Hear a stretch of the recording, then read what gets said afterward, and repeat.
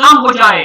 लेकिन हम उस मसले पर सोच विचार कर रहे हैं और इंशाल्लाह आने वाले सालों में या आने वाले वक्तों में उसके लिए हम एक अमली जामा पहनाएंगे और हमारे एडवाइजर साहब जो है इस वक्त और कमिश्नर साहिबा जो है वो इस चीज को ले हुए हैं अपने हाथों में और वो हमें सजेस्ट कर रहे हैं कि जो ये बर्डन ऑफ बैग्स है इसको कैसे कम किया जाए। लेकिन फिलहाल डॉक्टर साहब आपको आज के प्रोग्राम में ये बताएंगे कि अगर आपके कंधों पर बोझ है एट प्रेजेंट तो आप इसको कैसे उठाएं, आप इसको कैसे निभा सके ताकि आपके हेल्थ इश्यूज न बन जाए। तो मैं डॉक्टर साहब डॉक्टर लुई पादा साहब और डॉक्टर रोहित भाटिया साहब से गुजारिश करूंगा कि वो आपके सामने आए। Thank you very much. पहले तो हमें ये समझना कि जो हमारी बॉडी है वो फिजिक्स के हिसाब से ना मैकेनिकल डिवाइस है। जैसे फिजिक्स में हम मैकेनिक्स में पढ़ते हैं कि उसमें लीवर होता है, फलक्रम होता है, पावर टूल। तो इसलिए जो हमारे बॉडी के जॉइंट्स हैं वो फलक्रम है और बोन्स हड्डियां जो हैं वो लीवर आर्म है और मसल्स हमारे पावर टूल है। ये हमारी बॉडी का सबसे इंपॉर्टेंट स्ट्रक्चर है जो हमारी बॉडी को संभाल के रखता है। ये है हमारी रीढ़ की हड्डी।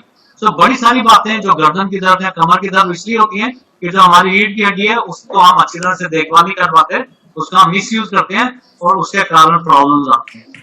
तो बड़ी सारी बातें जो पोस्टर के साथ आती हैं वो है गर्दन की दर्द, कमर की दर्द, नीचे कमर की दर्द, टांगों की या बाजू की स्टिफनेस या घुटने की दर्द। ठीक है, तो सबसे इंपॉर्टेंट है कोर पोस्चर। पोस्चर का मतलब जिस तरीके से आप बैठते खड़े होते हो, अगर वो तरीका अच्छी तरह से नहीं फॉलो करते, आप रोज जो बैठते हो या खड़े होते हो ठीक तरीके से नहीं बैठते हो, ऑफिस चेयर में या घर में कंप्यूटर में काम करते हैं आप गलत बैठते हो, तो उसको हम पोर पोस्चर बोलेंगे। पोर पोस्चर ड्राइविंग के कारण भी हो सकता है बड़ों के लिए। बच्चे तो ड्राइव नहीं करते 18 ईयर्स के नीचे, लेकिन जो उनके घर में बड़े हैं या टीचर्स हैं, जब वो गलत तरीके से ड्राइव करते हैं या बच्चे या बड़े भी जब ठीक होने खड़े होने का तरीका गलत होता है या सोने का तरीका गलत होता है, तो इन सारी बातों से लेके हमारे पोस्चर खराब होता है और हमें ऑर्थोपेडिक हड्डियों की परेशानी आ सकती है। और इसमें एक अच्छी बात यह है कि ये सारी बातें जिससे हमारा पोस्चर खराब होता है वो सारी हमारी कंट्रोल में है। ऐसा नहीं है कि उसके बारे में कुछ नहीं किया जा सकता, उसको हम अच्छी तरह से समझ सकते हैं, उनको चेंज कर सकते हैं ताकि हम इन सारी परेशानियों से बच सकें। अगर आपको कोई दर्द होती है हर बार एक स्पेसिफिक एक्टिविटी से, जैसे आप जब पढ़ने बैठते हैं तो पढ़ने के बाद जब उठते हैं तो आपको गर्दन और कमर की दर्द होती है, तो इसका मतलब कि आपकी जो एर्गोनॉमिक्स है, जो बैठने का तरीका है, पोस्चर है, वो गलत है। तो जब वो गलत होता है तो उसके बाद पेन होती है, तो आप ये समझ सकते हैं कि आपका जो पढ़ने का तरीका उसका पोस्चर गलत है, इसलिए आपको दर्द हो रही है। एर्गोनॉमिक्स क्या है?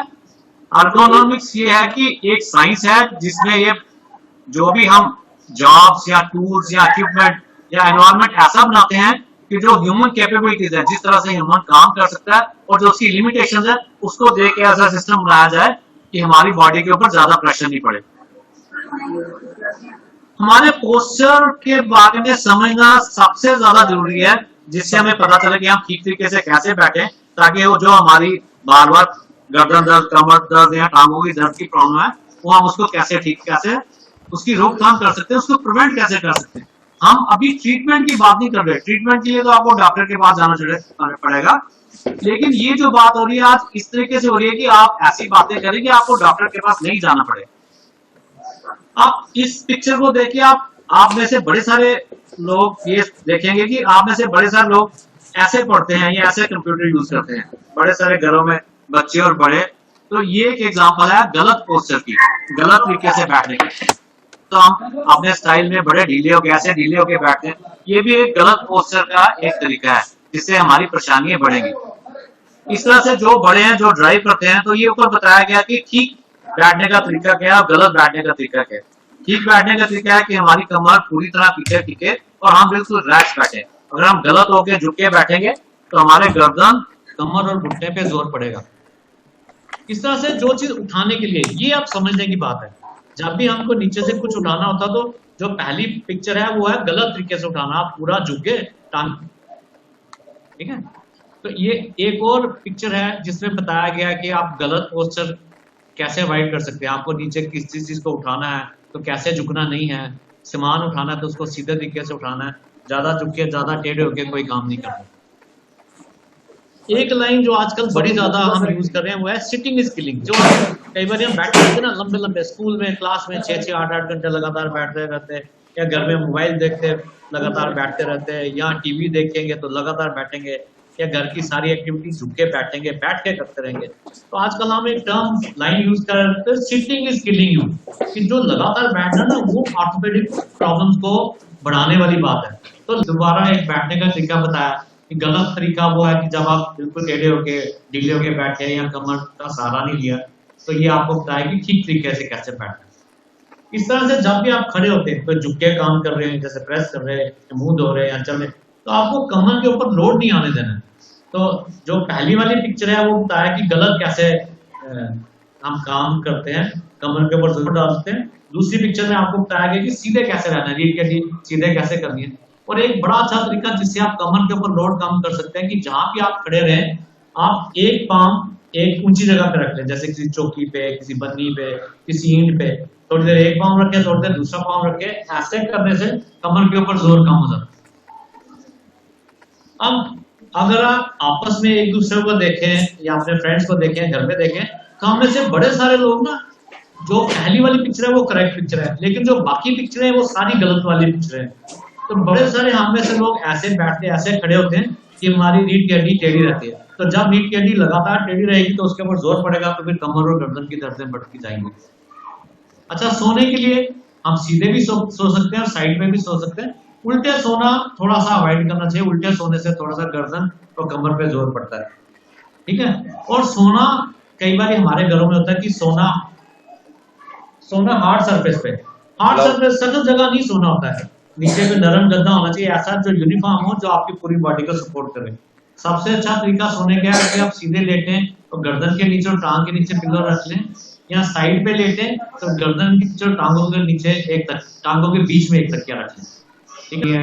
कोई सामान उठाना तो उसमें कमर को सीधा रख के उठाएं, घुटने और हिप्स को मोड़ें, ज्यादा कमर के ऊपर लोड नहीं डालें, ठीक है। पर कोई काम करना बॉडी से ज्यादा दूर लंबे होकर नहीं करना, उससे कमर पे जोर आता है। तो इस तरह से किचन वाला वही बातें हैं कि पाँव ऊंचा रखें, झुक के नहीं काम करें। जो भी आपका जो वर्किंग स्टेशन है वो ऐसा हाइट पे होना चाहिए कि आपको झुकना नहीं पड़े, ठीक है। अब स्टूडेंट्स के लिए क्या जरूरी है कि घर में भी और स्कूल में भी जब पढ़ना तो स्टडी टेबल पे पढ़ें जो हाइट पे हो।